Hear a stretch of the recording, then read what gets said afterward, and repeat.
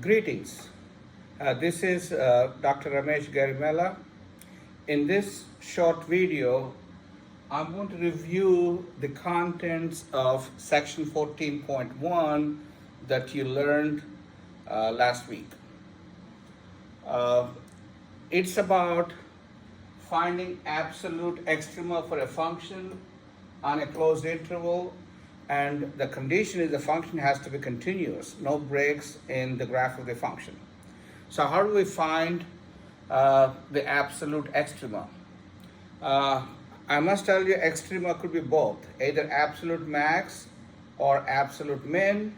In other words, the largest max value of the function, the smallest value of the function on the interval AB. Here are the steps that you need to follow in order to find absolute max, absolute min of a function. Step 1 is find all the critical numbers of the function in the interval AB. So what are the critical numbers? Critical numbers are numbers where f prime is 0 or f prime does not exist. You have to look at both cases and find all such points, and those are called the critical numbers for the function, and you pay attention only to those which are in the interval A to B. Next, step 2 is evaluate the function at all the critical numbers.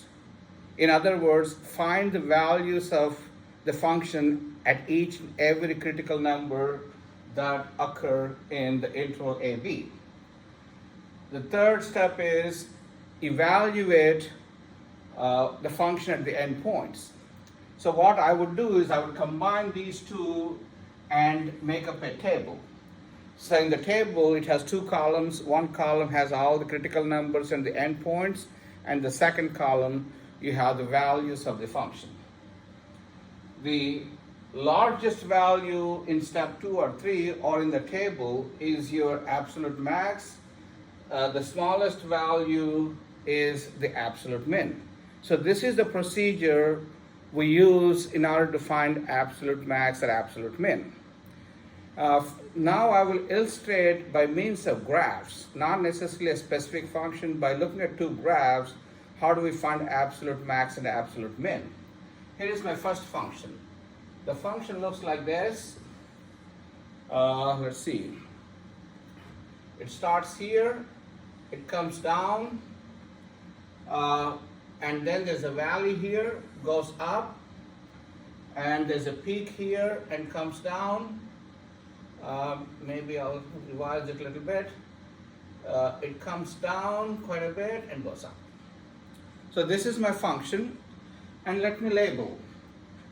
This is x1, that's my left hand point, and then this is your right hand point, x2,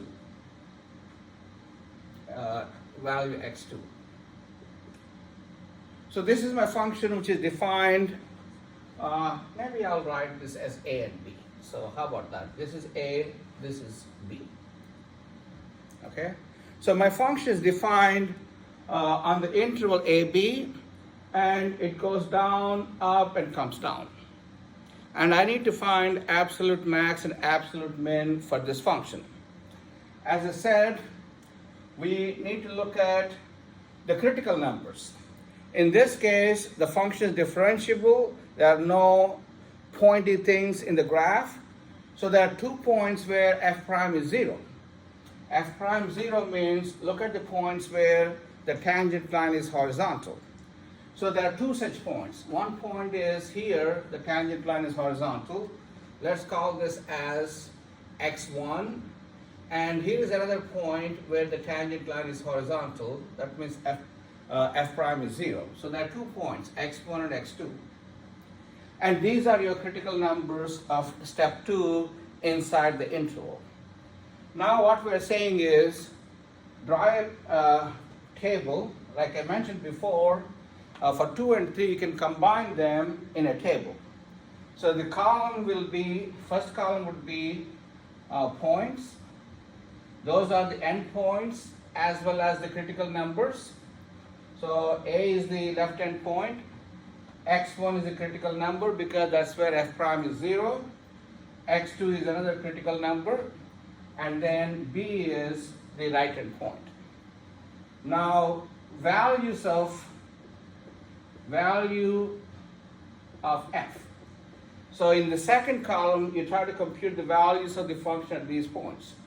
So since I don't have, this function is not specific, I'm going to say this is f of a, this is f of x1, this is f of x2, and this is f of b. So there are 4 values here. Now look at these 4 values and see which one is the largest. Now f of a is this height here. And as you see in the graph, there is no other height larger than this. Therefore, you have absolute max here. Okay, this is absolute max. Absolute max. And there's a valley here. There's a valley here. There's a local max up there, and then the value is FB. If you try to compare these values, f of x1, which is a negative y value, and f of b, between these two, f of x1 is larger on the negative side, the smaller, so to speak. This is a smaller value because it's a negative value. So f of x1 is your absolute min. So therefore, for this function, absolute max is at the left end point of the interval and absolute min is at x1. Let's try another example. Okay? Let's try another example, again graphical example. I'm going to erase this and draw another function.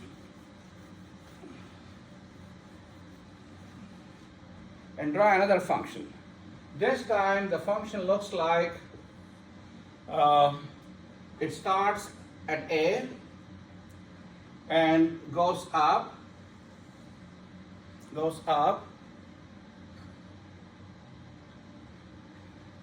and then comes down like that.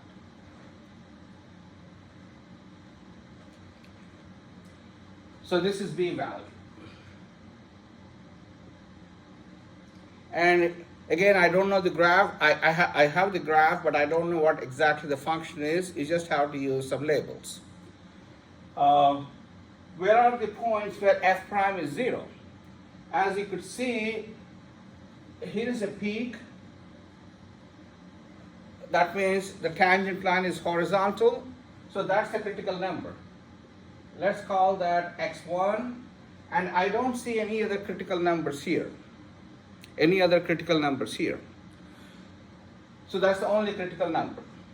Therefore, you make a table with endpoints A and B, critical number in between. This is the points, and these are the values of f. So f of A, f of x1, and f of b. And now we got to look at the values in the second column. And as you can see, f of a is the smallest value of the function. So this is your absolute min. And here at x1, you have the largest value because fb is smaller than f of x1. So here, absolute max is at x1. Okay? So that's how you compute absolute max and absolute min for a function if you know the graph. Okay? Thank you.